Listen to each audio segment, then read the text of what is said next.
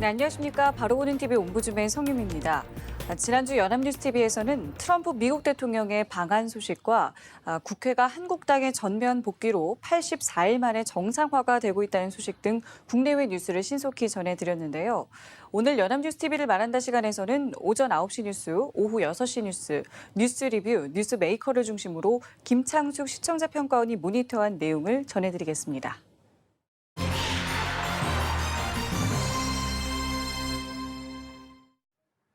국회 앞에서 폭력 시위를 주도한 혐의로 6월 21일 김명환 민주노총 위원장이 구속됐습니다.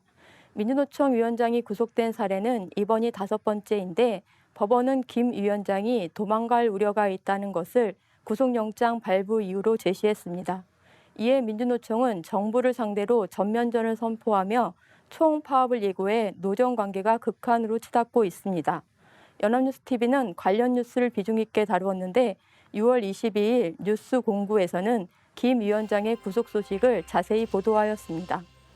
김 위원장은 노동 문제 해결을 내세웠던 정권이 무능과 무책임으로 정책 의지를 상실했다고 주장한 뒤 민주노총 위원장은 개인이 아닌 2,500만 노동자의 대표라고 말한 뒤 7월 총파업 투쟁을 예고했다고 전했습니다.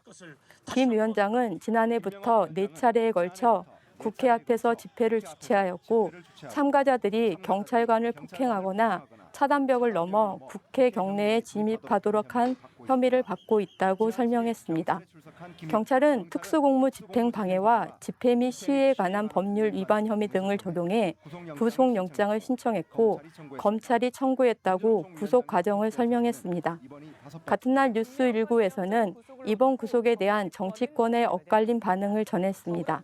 더불어민주당과 민주평화당은 공식 논평을 내지 않고 입장을 자제하는 모습을 보였고 보수 야당은 당연한 결정이라며 엄정한 법 집행을 주문했다고 보도했습니다. 또한 한국당 전희경 대변인은 엄정한 법의 잣대가 적용돼야 한다고 강조했고 바른미래당 이종철 대변인은 시대착오적 귀족 노조라며 민주노총의 각성을 촉구했다고 전했습니다. 반면 정의당 정호진 대변인은 노동현실 시정에 대한 노동자들의 요구를 구속했다며 강력한 유감을 표하고 김 위원장의 석방을 촉구했다는 내용을 보도했습니다. 6월 23일 뉴스18에서는 김 위원장 구속을 노동 탄압으로 규정하고 노동 존중 사회를 내세웠던 문재인 정부가 집권 이후 노선을 바꿨다는 민주노총의 입장을 전했습니다. 김 위원장 구속 이후 긴급회의를 소집한 민주노총이 전면적인 투쟁 계획을 확정한 가운데 6월 24일부터 크고 작은 집회가 예정돼 있다고 보도했습니다. 이에 대해 뉴스18에서는 민주노총이 고강도 투쟁에 나서면서 노동관계가 적잖은 영향을 받을 것으로 전망했습니다. 특히 경제사회노동위원회 등 민주노총이 참여하고 있는 사회적 대안은 차질이 불가피하게 됐고 정부가 추진하는 각종 정책에 대해 노동계의 자발적인 수용을 끌어내기도 어려워진 상황이라고 분석했습니다. 정부와 민주노총이 갈등 관계로 가면서 정권 초기 순조로웠던 노동관계가 최악의 상황을 맞이하는 것이 아니냐는 우려가 나오고 있다고 보도했습니다. 1995년 민주노총이 창립된 이후로 참여정부를 제외하고는 모든 정권에서 위원장이 구속됐습니다. 하지만 이번 김명환 위원장의 구속이 더 관심을 받는 이유는 문재인 정부 초기에 호의적이었던 노동관계가 적대관계로 돌아섰음을 보여준 사건으로 평가되기 때문입니다. 사이가 좋았던 둘이 관계가 안 좋아지니 둘 간의 대립이 흥미로운 지점일 수는 있으나 연합뉴스TV를 포함하여 언론들은 이번 사건을 다루면서 지나치게 노동관계의 갈등 상황과 관계 변화를 부각시켜 보도하는 경향이 있습니다. 하지만 노동계와 정부가 대립하는 근본 원인은 관계의 문제가 아니라 이슈의 문제이며 김 위원장의 구속도 타당한가의 문제이지 정부와의 관계가 좋으냐 나쁘냐로 접근할 문제는 아니라고 생각합니다. 따라서 구속 여부와 갈등 상황을 전달하는 단편적인 뉴스를 벗어나 연합뉴스TV라도 노동관계가 이토록 악화된 원인과 관련 주체들이 제기하는 주장들의 타당성 분석, 합리적인 해결 방안과 전망 등을 제시하는 심층적인 보도를 해줬으면 좋겠습니다. 6월 18일 뉴스 리뷰에서는 매년 여름마다 반복되는 전기요금 폭탄 걱정이 올해 여름부터는 누진제 개편으로 전기요금 부담을 덜게 되었다는 소식을 전했습니다. 민간합동 전기요금 누진제 타스크포스 TF는 여름철에만 누진 구간을 확대하는 개편안을 확정해 산업통상자원부에 권고했는데 TF는 이 방안과 누진 단계 축소안, 누진제 폐지 등 세 가지 개편안의 의견을 수렴해 이 같은 결정을 했다고 보도했습니다. TF는 전력 사용이 급증하는 여름철 가능한 한 많은 가구에 전기료 인하 혜택이 돌아가는 게 현실적인 대안이라고 판단했다며 누진 구간 확대 방안을 적용하면 지난해 사용량 기준으로 가구당 전기료가 한 달에 1,142원씩 줄어드는데 할인 혜택은 1,629만 가구가 보게 되고 요금이 오르는 가구는 없다는 TF 설명도 전달했습니다. 하지만 전기를 쓴 만큼 요금을 내는 누진제 폐지 개편안은 사용량이 적은 가구의 요금이 오를 수 있어 추가 검토가 필요하다는 지적도 있었다고 설명했습니다. 산업부는 전기위원회 심의를 거쳐 이달 안에 개편안을 인가해 다음 달부터 새로운 요금제를 시행할 계획이라고 전했습니다. 하지만 누진제 개편안 시행을 앞두고 한전 수익 악화와 소액 주주들의 불만으로 인해 정부와 한국전력의 고민이 깊어지고 있는 상황입니다. 6월 20일 뉴스메이커에서는 소액 주주들은 한국전력이 이사회에서 여름철 전기료를 깎아주는 공급 약관 개정안을 의결하면 경영진을 배임 혐의로 고소하겠다고 으름장을 놨다고 보도했습니다. 일각에선 전기료 개편안이 시행되면 한전 수입이 2,800억 원가량 줄어 정부가 1,000억 원 안팎을 지원하는 방안도 거론됐지만 정부는 지원 규모와 방식은 확정된 게 없다는 입장이라고 보도했습니다. 공기업인 한전의 정관과 전기공사법에는 안정적인 전력 공급과 국민 경제에 이바지해야 한다고 돼 있어 시장 논리만 따져서는 안 된다는 목소리도 있는 반면 그럴 바엔 증시 상장을 폐지하라는 주장도 있다고 전했습니다.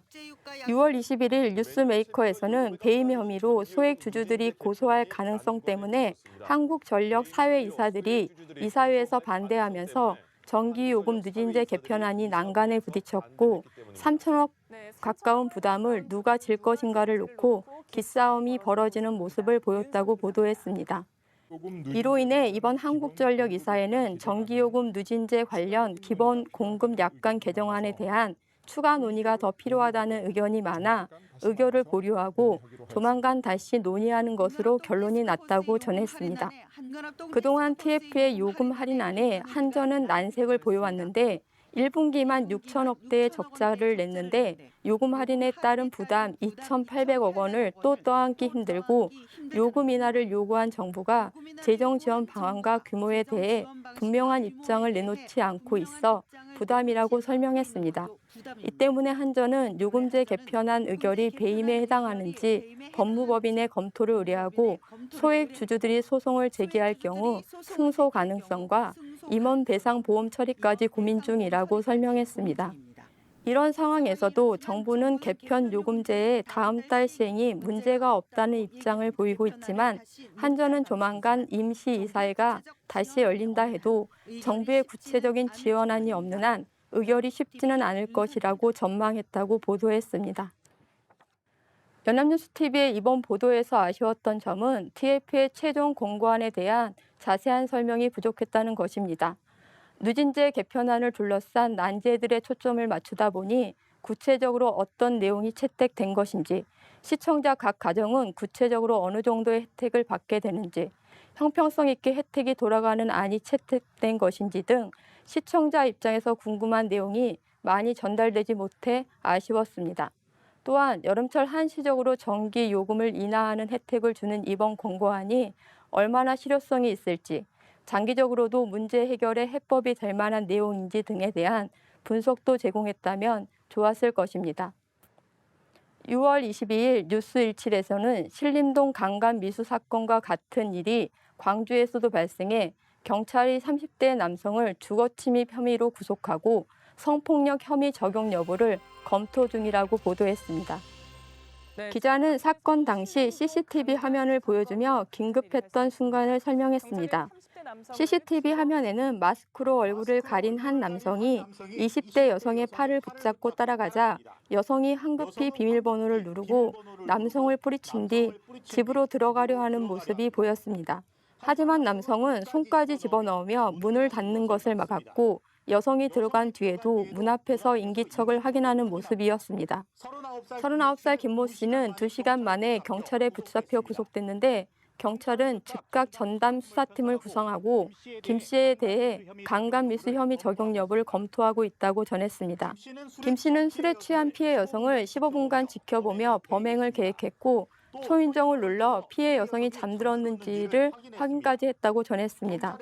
김 씨는 경찰에서 성관계가 목적이었다고 진술했는데 경찰 관계자는 김 씨가 여성이 현관문 비밀번호를 누를 때 비밀번호를 적어놨고 여성이 잠들기를 기다렸다 잠들면 다시 침입하려고 했던 것으로 보인다고 전했습니다. 김 씨는 이전에도 술에 취한 여성을 부축하면서 지갑을 훔친 전력이 있는 것으로 확인됐다며 경찰이 여죄를 수사 중이라고 보도했습니다. 6월 21일 출발 640에서는 하룻밤 사이 여성 2명을 현관까지 뒤따라간 31살 김모 씨를 붙잡아 서울 강동경찰서에서 주거침입 혐의로 조사 중이라고 전했습니다. 김 씨는 지난 18일 저녁과 다음 날 새벽 술에 취해 여성들을 쫓아 빌라 현관 앞까지 가거나 아파트 엘리베이터를 함께 탔다가 피해 여성들이 먼저 들어가라거나 어디까지 갔냐고 다그치자 현장에서 도망쳤다고 전했습니다. 경찰은 김 씨를 조사한 뒤 성추행을 목적으로 침입한 혐의를 추가하거나 구속영장 신청을 검토하겠다는 방침을 밝힌 것으로 보도했습니다. 최근에 혼자 사는 여성을 타겟으로 주거 침입을 시도하는 사건이 잇따르면서 사회 전반으로 공포가 확산되고 있습니다. 따라서 연합뉴스TV는 사건 내용뿐만 아니라 이런 행위가 얼마나 큰 범죄인지를 알려줄 수 있는 보도와 나중에 범죄자들이 어떤 처벌을 받았는지까지를 전달하여 이러한 범죄에 대한 경각심을 높이는 데 기여해 주기를 바라겠습니다.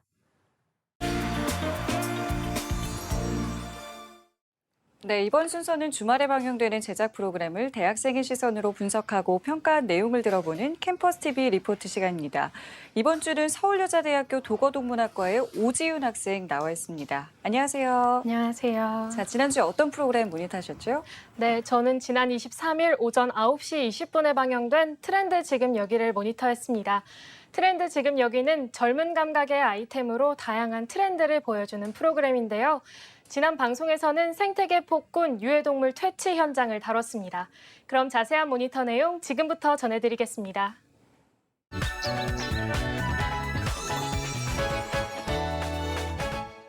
평화롭게만 보이는 생태계에도 몇십 년째 소리 없는 전쟁이 이어지고 있다는데요. 전쟁을 이어오고 있는데요. 이번 트렌드 지금 여기에서는 사람들의 삶의 터전까지 위협하는 유해동물을 막기 위해 사투를 벌이는 현장을 다녀왔습니다. 첫 번째로 다녀온 곳은 경기도 양평군이었는데요. 이곳에서는 멧돼지 포획틀을 만드는 모습을 볼 수 있었습니다. 나쁜 놈 잡을 거 만들겠습니다. 맹수가 사라진 후 한반도에서 멧돼지가 생태계 최상위 포식자로 등극했다는데요. 심지어 최근 몇 년 사이 서식 밀도가 늘어난 데다 새끼들을 데리고 다니는 여름에는 더 예민해져 인명피해도 속출하고 있다고 합니다. 더 예민해져 사람들에게 위협을 가하기도 하는데요. 멧돼지가 포획틀을 들이받아 부숴버리기 때문에 포획틀을 만들 때는 견고함이 생명이라고 하는데요. 멧돼지의 습성을 이용해 양문형 포획틀을 만들었다고 합니다. 이 포획틀은 멧돼지가 코로 줄을 건드리는 순간 문이 닫히는 구조라고 하는데요. 줄을 건들면 문을 닫히게끔. 특허까지 받은 감지 장치는 작은 힘에도 예민하게 작동해 유기견도 잡힐 정도라고 합니다. 누구나 사용 가능하도록 만든 보급형 포획틀은 충격에 약한 일자형 문 대신 대각선으로 문을 설치해 충격을 분산시켰다는데요. 절대 부서질 일은 절대 없는 거예요. 틀을 세워 멧돼지가 힘을 쓸 수 없게 한다는 점까지 멧돼지 포획에 대한 이종본 씨의 끊임없는 연구와 고뇌가 느껴지는 부분이었습니다. 세우면 다리가 빠져갖고 힘을 못 줘요. 실제로 설치된 포획틀을 찾아가 보니 포획틀 안에 음식물이 널려 있었는데요. 멧돼지가 민가까지 내려오는 이유가 염분이 부족해서이기 때문에 멧돼지가 좋아하는 냄새인 신김치 등을 넣어 유인한다고 합니다. 오기 때문에 제일 좋아하는 게 발효된 냄새를 좋아해요. 양문형 포획틀을 이용해 방송 최초로 새끼 멧돼지 11마리를 포획하는 장면도 볼 수 있었는데요. 자, 하나, 둘, 셋, 넷, 다, 일곱, 여덟, 아홉, 열, 열하나. 딱 11마리네. 11마리예요? 네. 그때 후반 힘 되는 데까지 멧돼지 포획에 힘쓸 것이라는 이종본 씨 덕분에 마을에 평화가 찾아오지 않을까 하는 생각이 들었습니다. 다음으로는 전라남도 진도군을 찾아갔는데요. 사람들이 모여 고라니 퇴치를 심각하게 논의하는 모습을 볼 수 있었습니다. 고라니들이 밭 위를 뛰어다니며 농사를 망치기 때문이라는데요. 그러면은 그 어린 파들이 전부 다 자빠져갖고 거기가 모종이 크기도 전에 먹어치우거나 밟아 죽이는 고라니는 강한 번식력으로 개체수가 점점 늘고 있다고 합니다. 개체수는 더욱 늘고 있습니다. 가로등 하나 없는 시골 밤길을 오직 탐조등 하나에 의지해 밭 사이사이를 수색한다는데요. 야행성인 고라니는 빛을 비추면 눈이 파란색으로 변하기 때문에 고라니 수색은 밤에만 진행된다고 합니다. 아, 빛을 비추면? 몇 차례의 시도 끝에 고라니를 퇴치하는 장면을 볼 수 있었는데요. 고라니가 한 방에 쓰러졌습니다. 포획 후에는 포획물을 허가받기 위한 사진을 찍어야 마무리가 된다고 합니다. 후에야 모든 작업이 끝이 납니다. 유해동물 피해 방지단의 단원들은 진도 지역을 위해 희생하는 마음으로 일한다고 하는데요. 진도의 파수꾼들의 희생과 그들의 감사하는 농민들의 모습이 정말 훈훈했습니다. 그대로 거두는 그런 것 하나 희망 하나 보고 있습니다. 마지막으로 울산광역시 남구를 찾아갔는데요. 울산 태화강에도 생태계를 교란시키는 주범인 베스가 토종 물고기의 씨를 말리고 있다고 합니다. 점령해 토종 물고기의 씨를 말리는 주범인데요. 사냥 시의 순간 이동 속도가 매우 빠르고 이빨이 목젖 안으로 향해 있어 한 번 물리면 빠져나가기도 어렵다는데요. 향해 있어 한 번 물리면 빠져나오기가 어려운데요. 퇴치사들은 베스를 소리와 음향 진동으로 유인한 후 사지창으로 포획한다고 합니다. 유인한 후 한 번에 일격을 가해 포획하는데요. 하지만 베스는 번식력이 매우 강해서 개체수를 줄이기는 쉽지 않다는데요. 울산광역시 잠수협회 김정실 지부장은 알이 부화하기 전에 없애는 방식으로 번식을 막는다고 합니다. 실제로 베스의 개체수가 약 5,000개 이상씩 늘어나고 있다는데요. 보더라도 한 5,000개 이상은 베스로부터 토종 물고기를 사수하기 위한 방법으로 인공 산란장을 만든다고 합니다. 박스 안에 자갈층과 진흙층을 1대1 비율로 배치해 수중 바닥을 재현하고 이곳에 베스의 산란을 유도한다는데요. 보통 고기들의 습성이 바위에 산란을 하잖아요. 베스들이 산란 후 꼬리짓을 하면 자갈이 흩어져 부표가 떠오른다고 합니다. 된단 말이에요. 부표가 떠오르면 자갈에 붙어있는 베스알을 깨끗하게 세척해 제거한다고 합니다. 베스알들은 바위에 붙어있지 않으면 부화하지 못하는 습성이 있어서 다른 물고기의 밥이 되거나 썩어버린다고 하는데요. 먹이도 되고 썩어버려요. 울산광역시 태화강 정원사업단 류승하 주무관에 따르면 인공산란장을 통해 매년 50만 개 정도의 알을 제거함으로써 베스의 번식을 막고 있다고 합니다. 울산 시민의 자랑인 깨끗한 태화강이 모두의 노력으로 지켜지고 있다는 점이 인상적이었습니다. 네, 모니터한 내용 잘 봤습니다. 오지윤 학생은 모니터하면서 어떤 장면이 가장 기억에 남았었나요? 네, 저는 인공산란장을 만들어서 베스의 개체수를 줄이는 모습이 인상 깊었는데요. 태화강의 연어, 황어, 은어 등 회기성 어종들의 알들을 베스가 먹어치운다는 기사를 본 적이 있습니다. 베스의 개체수를 조절하려는 노력에 힘입어 태화강이 생태하천으로 거듭났으면 좋겠습니다. 네, 알겠습니다. 지금까지 서울여자대학교 도거동문학과의 오지윤 학생과 함께했습니다. 오늘 말씀 고맙습니다. 감사합니다.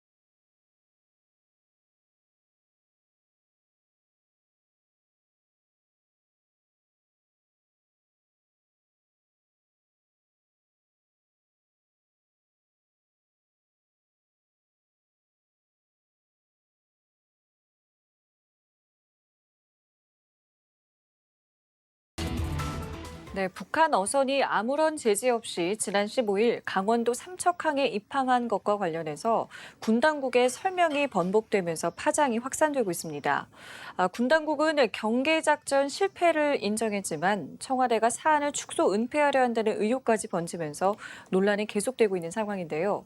오늘 TV와 비평 시간에는 북한 어선 입항을 둘러싼 의혹과 논란에 대해서 우리 언론은 어떻게 보도하고 있는지 자세히 알아보겠습니다. 오늘 국가공무원 인재개발원의 김진숙 교수 나오셨습니다. 안녕하세요. 네, 안녕하세요. 자, 먼저 이번 사건을 한번 짚어보고 청와대와 정치권의 반응까지 한번 살펴볼까요? 네, 강원도 삼척항으로 들어온 북한 어선에 대한 파장이 이제 좀처럼 수그러들질 않고 있습니다. 당초 군에서는 북한 주민 4명이 탄 어선이 동해 북방 한계선 NLL을 넘어와서 삼척항 인근에서 해경에 발견됐다라고 이제 그렇게 밝혔습니다. 하지만 이제 현지 주민이 촬영한 동영상이 공개되면서 상황이 조금 달라졌는데요. 이 북한 어선은 아무런 제재 없이 삼척항 항구로 유유히 진입한 다음에 방파제에 정박을 했고 우리 주민에게는 서울에 사는 이모와 통화를 하겠다면서 휴대폰까지 빌려달라고 하는 등 서로 대화까지 나눈 것으로 확인이 됐습니다. 북한 어선이 NLL을 넘어서 인근 해상을 떠돌다가 삼척항에 정박할 때까지 우리 군이 제대로 파악조차 못하다가 주민의 신고를 받고서야 출동했다는 정황인 건데 어이없는 군 경계태세에 허점을 두고서 논란이 증폭되고 있습니다. 이낙연 국무총리와 정경도 국방장관이 대국민 사과까지 했지만 더 큰 논란을 부른 대목은 브리핑 과정에서 군 당국이 경계태세 문제점을 은폐, 축소하려 했다는 의혹 때문일 것입니다. 결국 이 사건은 청와대 책임론으로까지 번졌고 또 자유한국당 등 야당에서는 국정조사를 요구하고 있는 상황입니다. 논란의 요지는 국방부가 브리핑을 하기 전에 해당 내용을 청와대와 협의한 것이 아니냐는 것인데요. 당시 국방부는 북한 어선이 발견된 위치를 삼척항 방파제가 아니라 삼척항 인근이라고 이제 모호하게 밝히면서 전반적인 해상 경계태세에는 문제가 없었다라고 발표했기 때문입니다. 정치권에서는 여야를 막론하고 모두 이제 군의 경계태세에 허점이 있었다라고 비판을 했는데요. 다만 여권에서는 의도적인 은폐는 없었다는 입장인 반면에 야당에서는 구멍 뚫린 안보의 현실을 적나라하게 보여줬다면서 강하게 반발하고 있습니다. 대다수의 언론에서도 이제 비판적인 의견을 드러냈습니다. 군경이 북한 어선의 존재조차 모르고 있었다며 군의 조사와 보고 과정, 지휘 라인 전반에 대해 엄중히 책임을 물어야 한다라고 밝혔습니다. 북한 어선의 입항 과정에 있어서 경계에 구멍이 났던 점을 지적한 것입니다.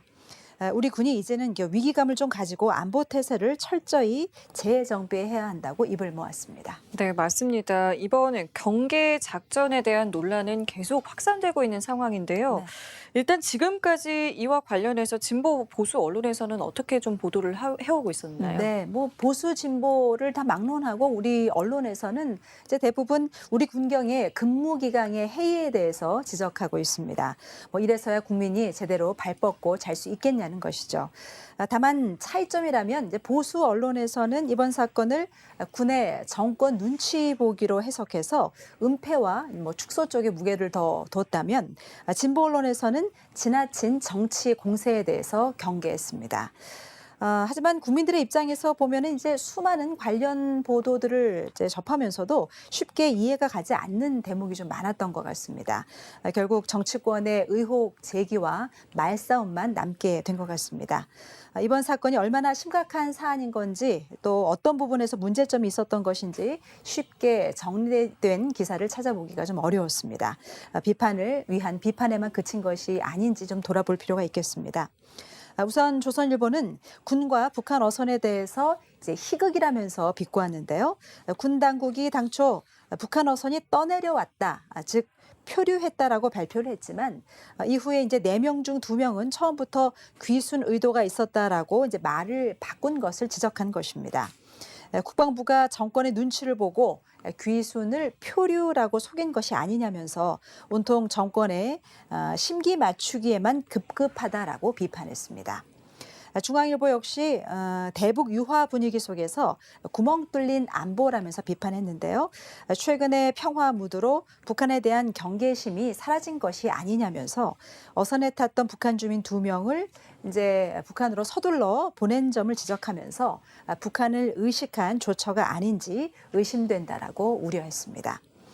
한겨레 신문은 이번 사건의 경위를 철저하게 조사하고 엄정하게 책임을 물어야 한다면서 레이더의 운용이라든가 감시 장비, 경계태세 문제점 등을 재점검하는 계기로 삼아야 한다라고 강조했습니다.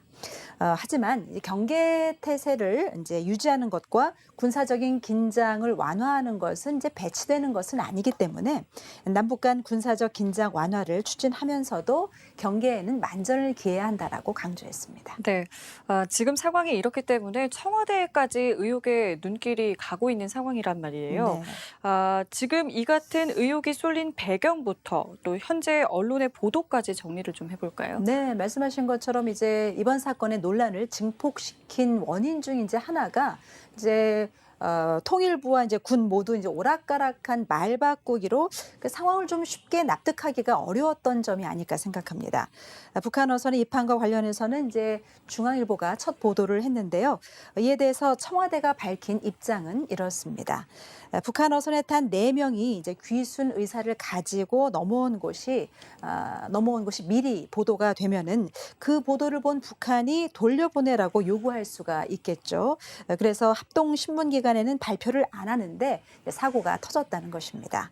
잘못하면 이제 남북 관계가 경색될 수 있다는 점을 상당히 의식한 것으로 보입니다.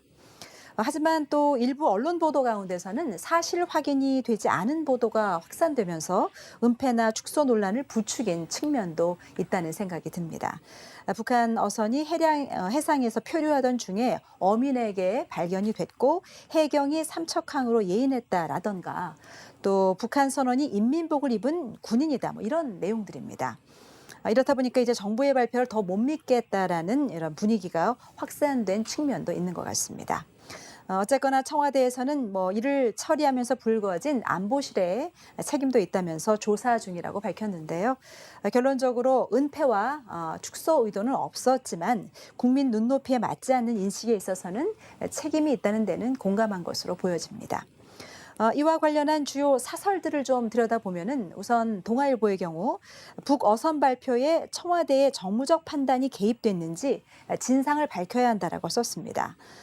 청와대는 군 발표를 사전에 대략 알았지만 간섭은 안 했다라고 밝혔는데요.